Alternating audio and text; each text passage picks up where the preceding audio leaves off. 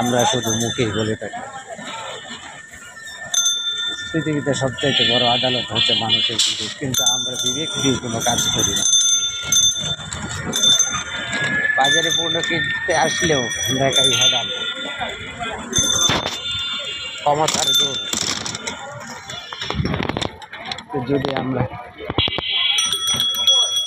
এরকম ভাবে হ্যাডাম না দেখে, জোর না দেখে, বিবেক দিয়ে বিচার করতাম, তাহলে বিচার ব্যবস্থাপনা এরকম হতো না, আদালতের প্রয়োজন ছিল না। সকল জায়গাতেই আমরা হ্যাডাম দেখিয়ে থাকি, উচ্চস্তর জায়গা থেকে একবার নিম্ন শ্রেণী জায়গা পর্যন্ত সকল জায়গায় শুধু হ্যাডাম আর হ্যাডাম। আবার মুখে বলি সবচাইতে বড় আদালত হচ্ছে মানুষের বিবেক।